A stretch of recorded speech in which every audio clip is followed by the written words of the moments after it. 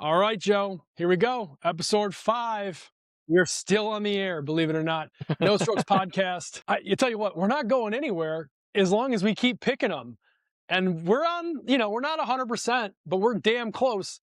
And I cashed in a ticket on Robinhood last week on my guy Fitzy, giving his brother Alex Fitzpatrick, the ultimate golf gift card of a 2-year tour exemption. I mean, that sand shot on 18 to beat the Norwegians was like, holy So shit. nasty.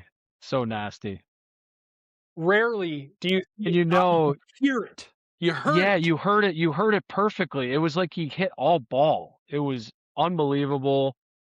The action that he had on that was absolutely crazy. And I bet if you put some truth serum into Alex Fitzpatrick, I'm not sure he could have made a putt longer than that. Like I think the nerves would have really gotten him. So have 14 inches to tap in to secure your PGA Tour card for the next 2 years and all the other great stuff that came with that. Like, you know, Matty Ice, as we've dubbed him.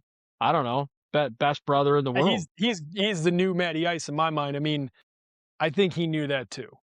I think he saw his brother. I mean, you look at how they were alternate shotting from like basically the back nine on. Matt, by the way, Alex carried Matt on the front. Like he couldn't drive the ball for Well, shit.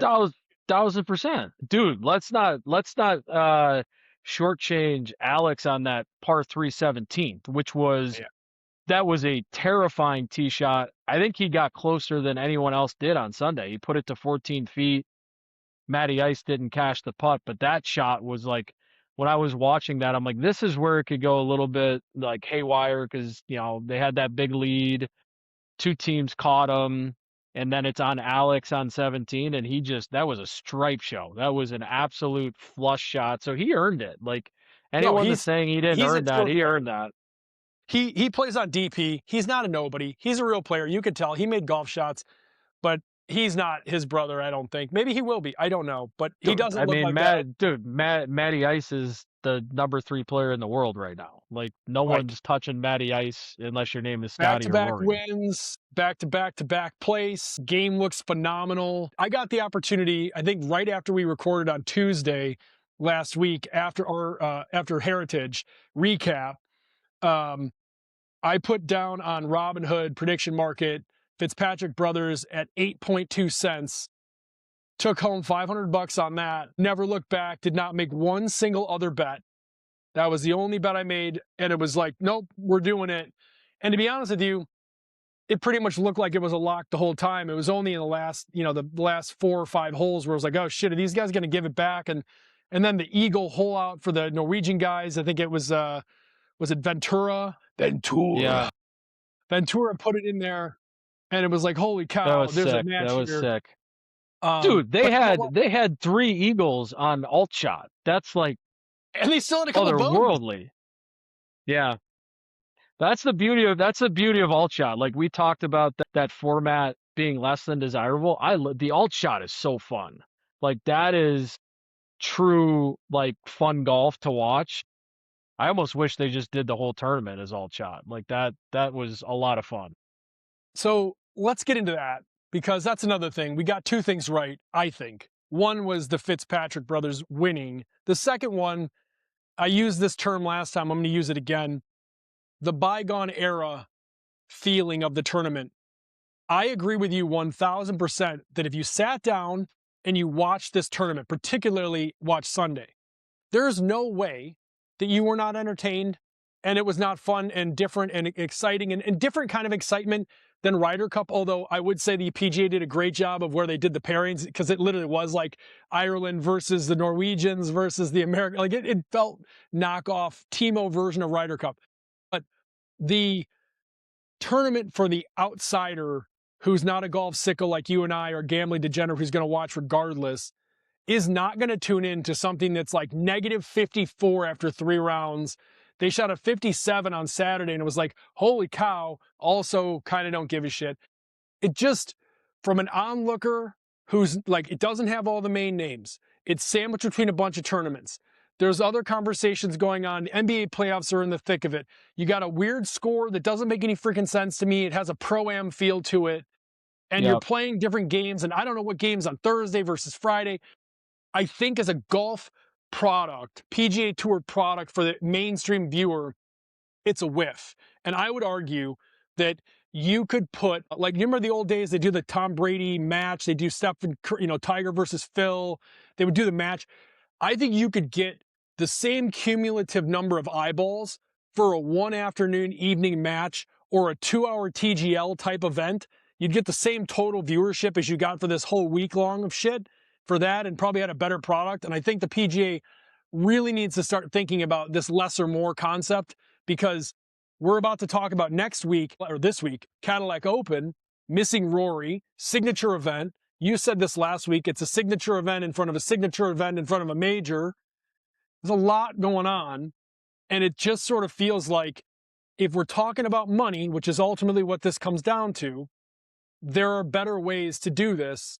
It certainly wasn't people buying tickets to show up, because Louisiana does well for the most part, but you could see I mean, they would go one hole behind the leader and there's not a soul on the hole. So it's not ticket revenue.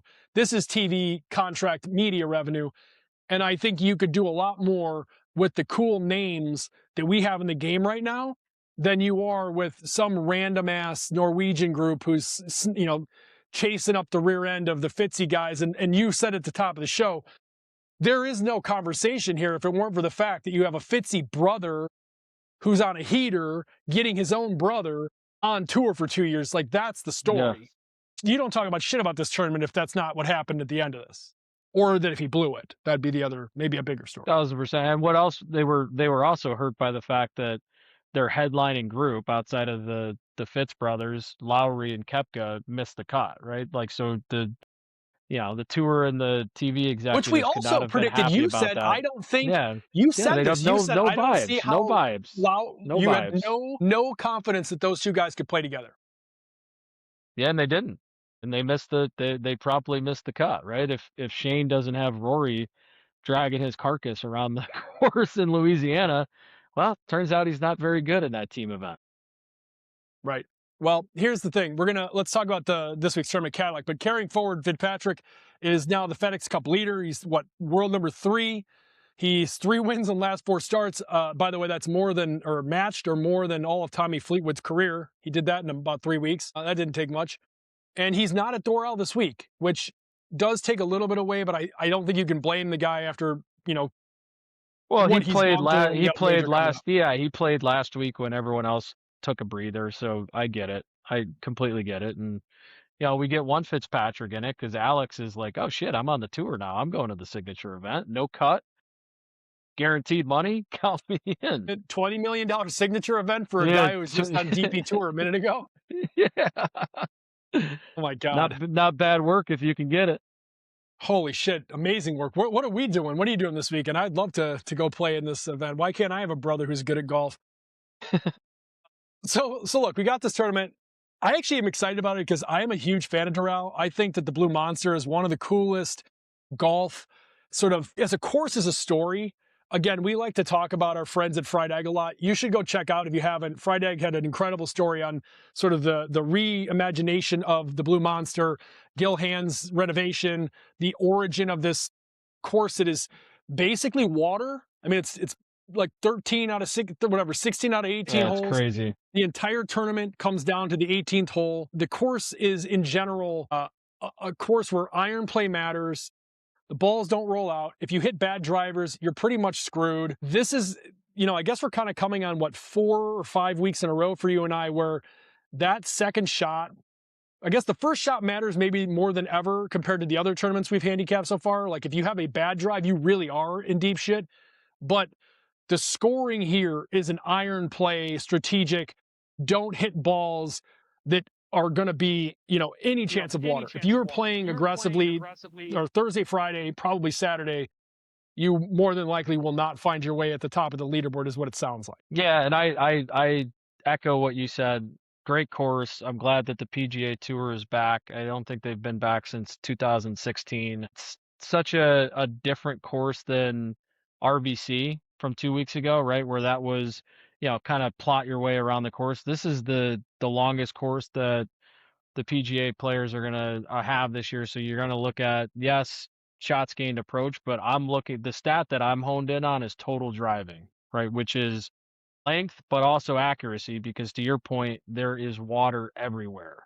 So don't just look at the bombers. You've got to compare that with, distance, but you want accuracy. So look at, who's in that top 20 for total driving, and there's some guys that we highlighted on our card that are certainly there, but you're going to want someone that can keep it on the map, because if not, you're going to find the water. And it's just a great course, because I don't think any lead is safe here either, when No, you've got so much no. trouble with the water, with the bunker, like the deep bunkers. Like, it's one of those things where even if a guy is up 3 or 4 strokes going into Sunday, I think it's going to be must watch. I agree with you. I think 16, 17, and 18 at Doral are among my favorite memories. There's obviously several Tiger Woods clips that you've seen the last week or two at Doral. His shot out of the trap that landed about 1 inch from the cup. You're going to see, I don't know, probably 20 Tiger clips all week long. Shout out to Tiger wherever he's resting and relocating at this current time. We miss you, buddy. Come back. But it's going to be fun to just see some of these incredible shots go on. You started by talking about just overall tee strokes gained. We're building our model. People can go to nostrokespod.com and you'll find our model. If it's not up right when you see the pod, it'll be up before kickoff time. The main piece is this, and this is what I looked at as I started modeling out. Tee to green ball striking, similar to the last few rounds. You're going to see Morikawa on that list again, as always. His back is healed. He played well 2 weeks ago. I feel like he's back, pun intended. I definitely like him. Uh, Wind plays a huge factor. 2-3 miles an hour on the past 3 courses, 5 miles an hour wind doesn't mean anything.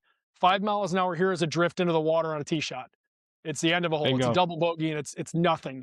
So the ability to just hit shots and be like, hey, power through it, the risk lever goes up significantly. So we're going to have wind in our model, weather connected in our model, ability to hit the tee both ways. This is a key one.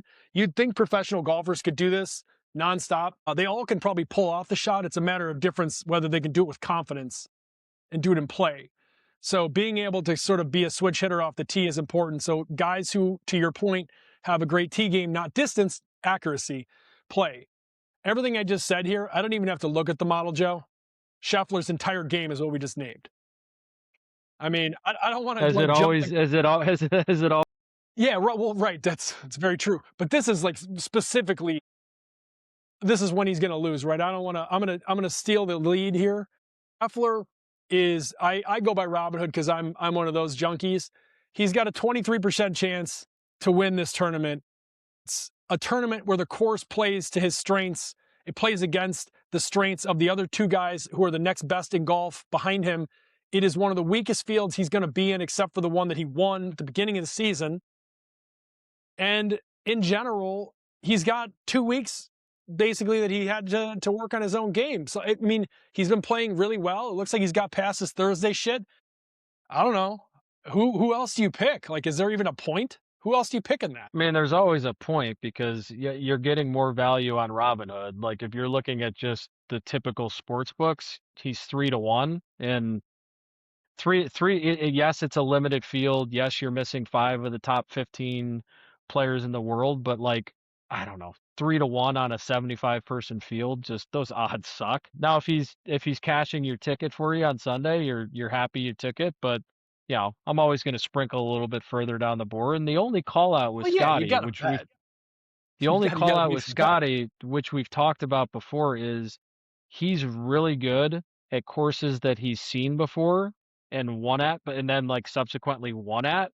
Doral has not had a PGA Tour event in 10 years, so he's not played a competitive tournament here. That's the only caveat that I could say with Scotty is, does he potentially need a year to master Doral before he slays the Blue Monster?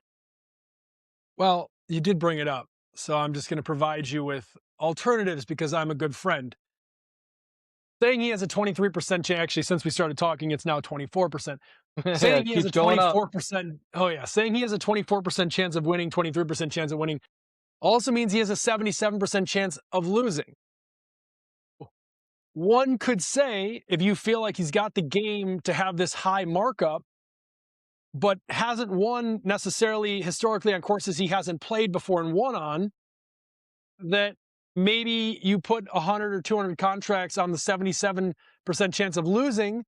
And yeah, I don't make as much money. I get crushed. I pay 24 cents if he loses, but if you win, or he wins, but if he loses, I do pretty darn well. So like, For sure. are we That shorting could him? Like, be I'm not going to make him my fade, but could that be would be could be a good field bet, no doubt. I mean, and that's the nice thing about Robinhood, right? In these prediction markets is that you don't need to pick another guy, right? You're just shorting a specific guy that's the heavy favorite to win. You're not able to do that on DraftKings. On DraftKings, it's like, all right, Scotty's not going to win. Good luck picking one of the other 74 guys. right. And by the way, I can close out in small dosages the entire way. So like, Yeah, as you can he hedge looks out. like he's going to win, I buy more, and then as it looks like he's going to actually lose, then you just start dumping.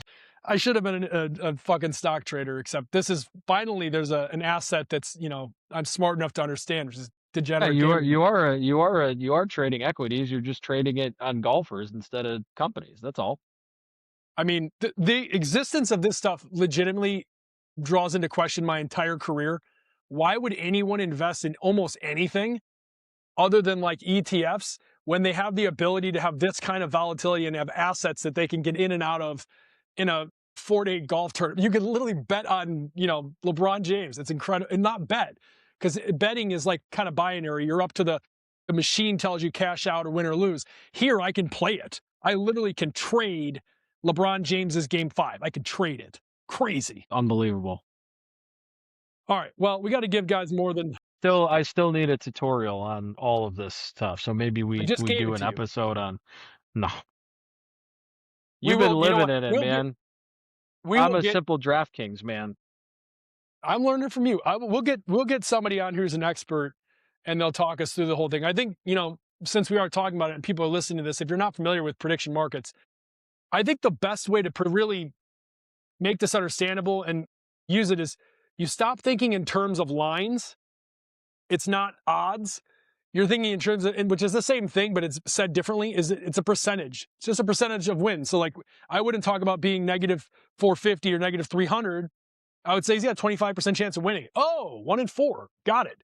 And like I think the So common how does it? person looks at So it if you differently. short Scotty, right? And so in this situation, like I get the He has winning a thing, 3 right? So and if 4 you're, chance of losing, so I'm not going to get paid as much money if he loses, but it's a much safer bet, well, I got you, but right? So like, 100, so one contract is $1, and it's 77 cents per contract. So for everyone I bet on that he loses, no, but if I win, I get the full dollar.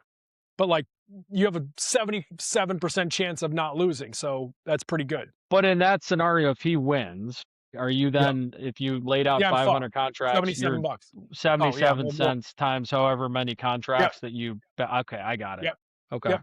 But again, the difference is, unlike doing this on FanDuel, it's going to move during the 4 days. There's going to be opportunities to hedge my own bet, opportunities to get out from it when it looks like he might be climbing, but you look at him as a guy who knows the game. You're like, looks good, kind of fool's gold. Don't know if he's actually going to finish this. This is where the skill part comes in. This is why it's not a security, and this is not investment and or gambling advice. But it works in a way where I have a little more control of it. And I think, I don't know, for me, it's more enjoyable. And for my moron monkey brain, when you tell me things in terms of percentages of outcome, it's easier for me to track in my head than guys like you running around going, we got negative 100, 200, 368 odds. Like, I can't fucking follow that stuff. I try. I can't. Tell me 50-50. Like, that's where I'm So at. basically, you would be looking at it, if you're shorting him, you've got 77 cents on a, if he loses, right? So then you're getting paid that delta difference. So you're getting paid 23 Yep. cents That's right. if he does in fact lose. And then if you're tracking him and like his contract value is going down for you, right? Like say it becomes 50-50, you can actually buy in at that 50 cents, right?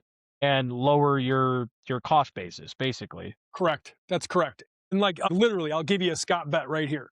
So I actually do think that Scheffler, like I actually probably will put money in to say he's going to win because it's not all, I know the Doral part, but I'm not really concerned. It's not often that you get a course that does fit his strengths, that doesn't fit other people, and you got a weak field and a guy who's kind of like, I'm sorry, Fitzpatrick's the best player in the world. Fuck you very much. Like I Yeah, don't you like. got I feel good. maybe a potentially chip on his shoulder, and you're already getting the value because the sports books are putting him at like 33% chance to win, Right. right? Like he's So 3 to 1, so but you've already got the built-in value there. let's set aside that that's my bet. Okay. Let's pretend that Fitzpatrick is in this tournament. He's not, just to be clear. Most people would probably say, he's 2 out of 3, he's 3 out of 4, he's hot, he's feeling good. This is a course he very similar to Scotty, his game can fit into. He's probably going to get, I don't know, 18 cents, something like that, 18% chance to win. Maybe it's 12% chance to win, would be my guess, coming off of the heater he's on. So in my head, that's an 80%, 85% chance that he's going to lose. So here's the Scott bet. This is what I would be doing. I would probably put 500 contracts.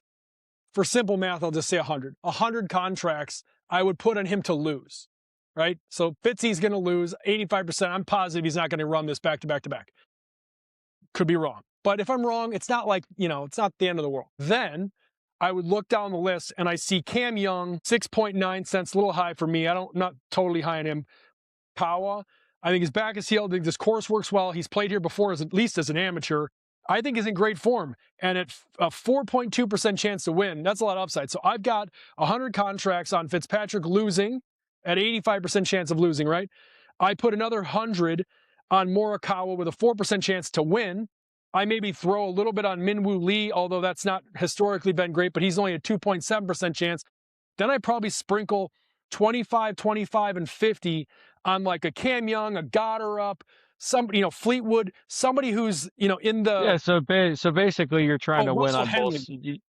Russell Dude, Henley right no, now is 2.5%. we've already covered him. He doesn't win, so He's not. Well, you can skip over we're him. gonna get. Hold on, we're gonna get to You that. can skip over him. We're gonna get to that. So Adam Scott, historically, I think he's won here. Actually, he definitely has won here. I mean, He he has won in won. Yep. 2016. He won. So you've got Hovland, Scott, 2 and 2.2% chance. Knapp, no thank you. Matsuyama, 2.3. Henley, 2.5. Sam Burns, this is a good course for, hasn't won so much, but, another 2.7. So my point is, I'm putting 100 contracts, wink, wink, more than that, fictitious Fitzpatrick losing. I'm going to take the next 5 to 6 guys who are between 2 and 7% chance of winning. I'm then going to go day by day, watch them play, and either get more weight on one and dump the other and use that closeout to restock the other, or I'm going to sell some of my lose bets on the fictitious Fitzpatrick and roll them to the lose side of the guys who have moved up the chart. So on the Sunday, my usual ticket will look like my main bet, plus or minus some weight on however they've played where the value got better. And my 3 or 4 guys, hopefully 1 or 2 of them are in the top 10 and in contention. I will watch those guys either ride or fade, and I'll play their fade. My objective at the end of the round, worst case, is to lose no money.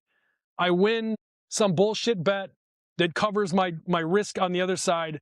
But if all things go right, which they did last week and they did when we talked about the Players Championship, when it works out for me, it's like a $1,600, $2,000+ takeaway. When it doesn't work out for me, I very rarely lose more than the initial $100. Our audience just got a really nice view under the hood of the Scott Katoon degenerate brain, and I loved it. I loved every bit of it.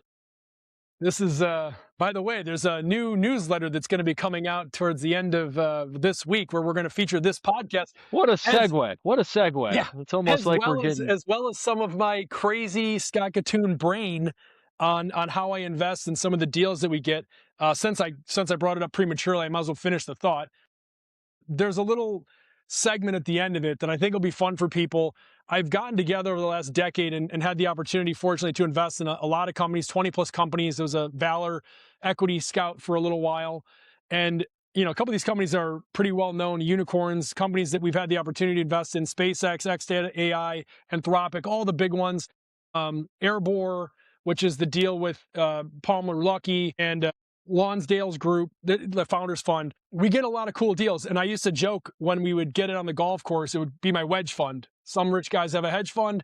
I'm a poor guy. I got a wedge fund. We're going to give that to you. There's not going to be any cost to it. I'm not going to charge anything. My friends at the funds that offer these deals will give me a little float on the carry that you invest in, no cost to you. And most importantly, you get an idea from me, kind of what's going on in the markets that I like, what deals are coming through. But most importantly, almost everyone I talk to about this stuff plays golf. So I figured, what the fuck? Why not just make it a golf focused podcast newsletter and you guys can listen to the picks? And I would say the only charge is you got to subscribe to No Strokes. That's the charge. Yeah, so if you don't like golf, then there's still the wedge fund at the bottom. And that's cool. Please, it is cool. You should, it's whatever. I hope you subscribe and read it. But for the most part, a lot of things are definitely written in like golf slang term. Take a swing at it, huh? Like a lot of dumb shit I'm going to say undoubtedly.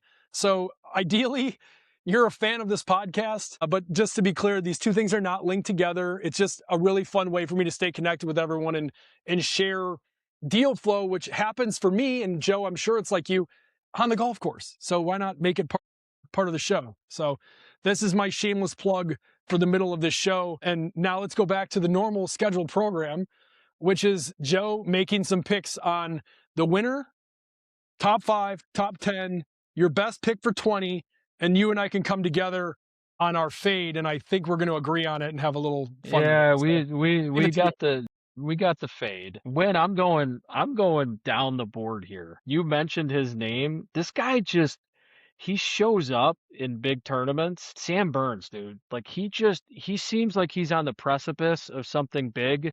You saw it at the US Open last year. He actually got completely screwed at the US Open last year with that rain delay and some of the shots he had hit out.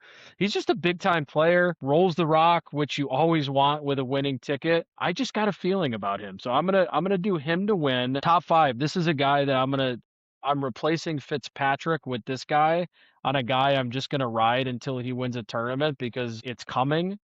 It's Victor Hovland. That guy, I'm a sucker for him. I've won some long tickets on him in the past. He is showing flashes. We talked about it last week with what he did at RBC. His weekend sucked at RBC, but he was on fire on Thursday and Friday. I'm going to do top 5 for him. I'm also going to play him first round leader just because he's a guy that, yes, he can give you a 75 or a 76, but he can also give you a 65 or a 66. I'm going to circle him for first round leader. I've already got him at the PGA Championship. Like, he's just a guy, he's coming and he's going to win one of these weeks. And, we don't know which week. So you just start betting him right now. I am not going to get off him like I got off of Fitzpatrick. I'm going to just keep riding Victor until he gets us a win. Top 10. I like Minwoo Lee. We talked about total driving being a really key statistic this year or for this tournament. He's top 5 in total driving, 12th in distance rank, 51st in accuracy rank. He's someone that off the tee, I think I'm going to feel really good about. And on this course, that's a guy you want to circle. So that's someone that I've got for top 10.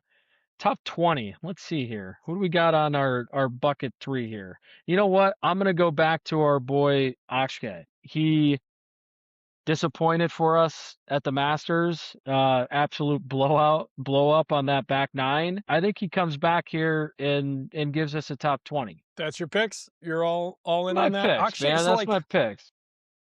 The only one I'm going to push back, I don't love Akshay. We're taking it. I don't love Akshay on this one. I think his ball striking has been fairly inconsistent. Doral's the worst possible place for him to have an iron game issue.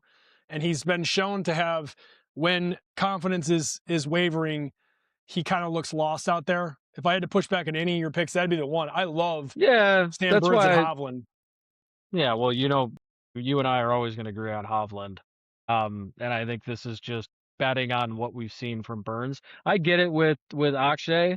It's just you never know. He's boom or bust, right? So that's why I think I wouldn't put him anywhere beyond top 20. He's a guy that can win big tournaments. He won Bay Hill 6 weeks ago, or he's a guy that can miss the cut at the Masters, right? So it's a boom or bust play. Who do you like to win? If I could veto Akshay, I would replace him with the slowest golfer in mankind history, Patrick Cantlay. I hate Dude, betting on him, and I won't I watch him. I know I we agree. that We don't I bet on him can't because bet we him. can't watch him, but that would be my alt on that one. As far as the pick, I feel like this is a tournament you have to just say, like, here's my non-Scotty Scheffler pick, because I really do think that everything looks lined up for him to win if he wants to win it. It's kind of like not worth talking about. I would be picking, and this would be my one and done. I was actually going to ask you, help me make the case here between Sam Burns and Victor Hovland. My one and done pick prior to this pod was Victor Hovland to win this tournament. I feel like he's played really well. The days that he hasn't showed up, it's sort of like, I don't know, he gets to the third hole, he looks at the leaderboard, like, fuck it. And it just comes undone. But he's a proven, he's won before, he's a head case, but he's got game for days. He's Oberg with personality. That's like he's got game for days. The only thing with Victor that I do love him, and I'm gonna sprinkle first round. I'm gonna sprinkle top five and a win. One and done is gonna be Burns, but I'm not gonna talk you against Hovland. If he can stay safe off the tee, like him and Morikawa are the best two players in the world with an iron in their hands when they've got it going. So if you want to gamble that he gets the big stick going this week, he could absolutely win the tournament. And we're gonna keep betting him until he does. Yeah. So my picks would have been pick to win would have been, again, this is cumulative. So I'm gonna go with your Sam Burns. I'm gonna stick with the 5 on Hovland. I like Morikawa in 10, and I like the slowest golfer in history, Cantlay, in top 20 lock. Let's move on to the fade, because I think we both have thoughts on this. It's really sad because I don't want to It shit on is. this guy. I'm just gonna say Justin Rose. I don't love, as a guy who, put it this way, as a guy who's played mirror wedges for the last 13 plus years and understands that they are built from the hands of God, and a guy who has been playing Miras and playing his ass off since. I'm not saying it's because of Miras, obviously, but it doesn't hurt when you've got phenomenal irons that you feel like, akin with. He did this before with the home irons and left them shits high and dry and just stopped playing. Basically mid-tournament, he just stopped playing them and never explained it. You can have any opinion you want here, and you can talk about, comfort with the golf club and whatever. This is why I'm fading him. The number of, from foreplay to what's his name, Johnny Wonderful, whatever, the guy who does the golf stuff on Instagram, the number of creators who have come out with this backstory of, like, I know the inner story, but I can't tell you yet because whatever. He didn't just get endorsed by McLaren. He's been working with them over a year to Yeah, develop two these clubs. years. Okay, then why are they so fucking ugly? Okay, like, that's my first thing. Like, if we're going to be honest here, they look like Bettinardi irons that got, like, shoved up an elephant's ass. I don't know what's going on. They're ugly. The fact that there's all this already, like, PR about how long he's been involved to make sure that we know that he's, like, comfortable with the irons before the tournament. If that's the case, then why were you playing all the other fucking clubs and playing so well? So Well, it's I don't already know in how his head, is what I'm saying. Already in his head. I don't know how you do what he did at Augusta, which is almost win the tournament yet again and then make this switch 2 weeks later. It's crazy to me. Happy to be wrong here because But yeah, I am team Rose through and through, even though he, didn't cash my biggest ticket ever, which looked like it was going to happen. You got to and see look how he good. plays with these before you put any sort of money on him. So 100% endorse the fade. It's a weird move for a guy that only has I mean, he's 45 years old, right? He's got 2 or 3 more years where I think he can legitimately contend. Like, why? I don't know why you take the risk of this move. And, you know, he's been playing professional golf for 25 plus years, so he's smarter than us. I hope he knows Yeah, what he's he knows a doing. lot more than we are. I'm not gonna pay to find out this week. So he's a sideline bet for me, no doubt. Yeah, he's out.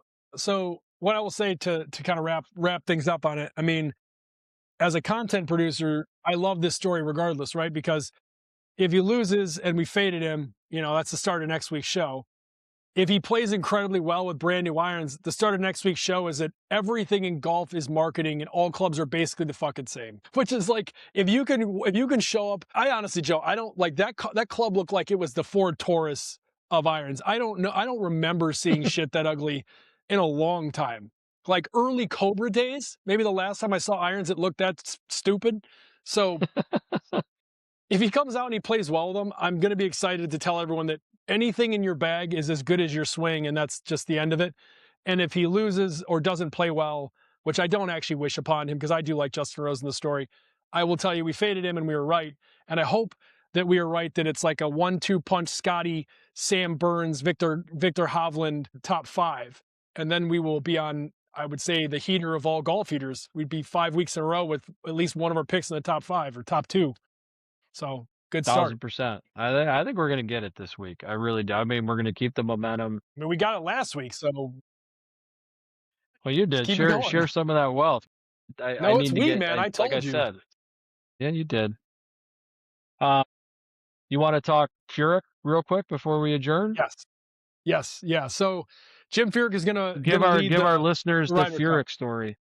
Yeah, it's funny. I don't know. Like the Jim Furyk's leading the Ryder Cup 2027. I'm really excited about that.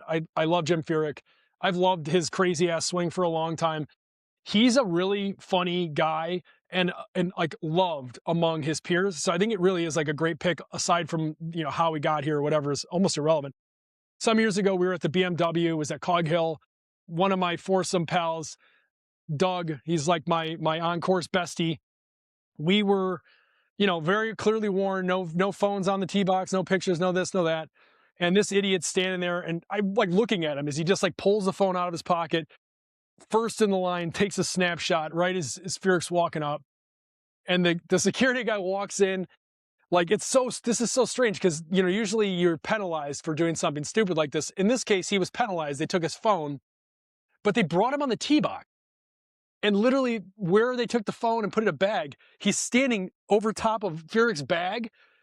And there's like the three guys who are just like getting ready to tee off. And he's on the tee box with them and they're like thumbing through his shit and taking his number down. And he's standing there and Furyk's like this close away. And we're all like, shit, I'll take my phone. Like, I want to get up there. So anyway, they take his phone. Like, we start walking around. We're having a bunch of cocktails. And like, how you go to a golf tournament, you're kind of zigzagging. So we would zigzag like every three holes Cog Hill is like drawn out. You got to cross the street and stuff if you haven't been there.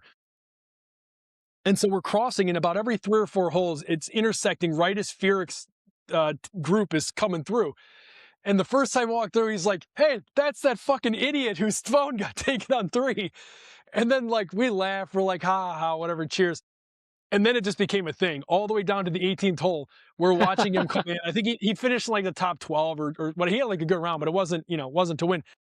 He was walking down. We knew one of the guys who was the four caddy. So we're just kind of walking along. And the entire time he's just like, first time at a golf tournament, friend? Like, what's your name? Doug? Oh, great. First time. Like, it's just like giving a shit the entire time. Was incredible. It just made the That's entire awesome. event more enjoyable. It was probably funnier because we were drunk in our heads, but I'll never forget it. And I just like how nice he was. And just like to remember a couple idiots to me when you get to meet people and idiots every week stands out. And then I just will never forget, like at the end of the round, and you've seen this with tournaments he's won before.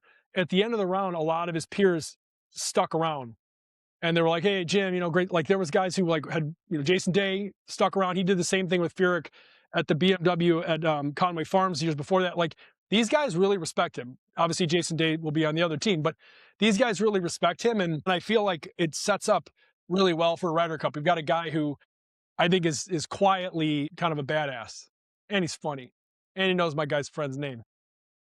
No, that's awesome. No, I like the pick. I don't really know where else they were gonna go with it. I I don't think it's really about the captain, and we can get way more into the Ryder Yeah, Cup as the year goes on. It's we have just time. We have some I think time. it's changing out some parts that have been on the team, and the Europe's advantage is that they've just got this nucleus that has been there for multiple Ryder Cups, and we just every 2 years we're putting in six rookies, and it just that recipe's not working. So Furyk's going to have his hands full with who the captain's picks are. That's for sure. I don't dislike the man for any reason, but I am not a big Phil Mickelson as captain guy. So just I don't think that's Well, happening, especially after the live stuff. that's all gone. But live's That's all about gone dead for anyway. him.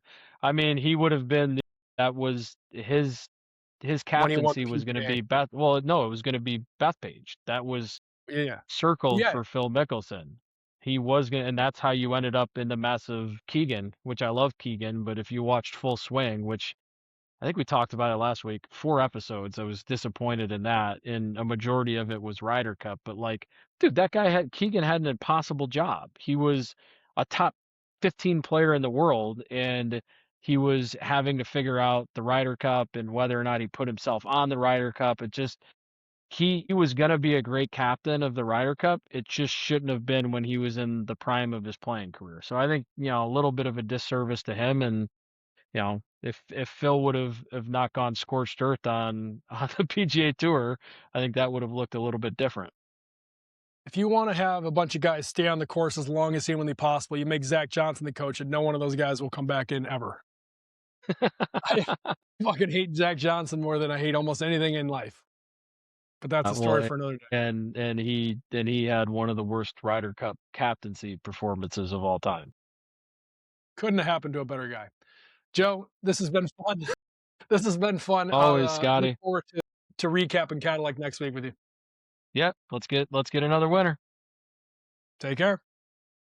See ya.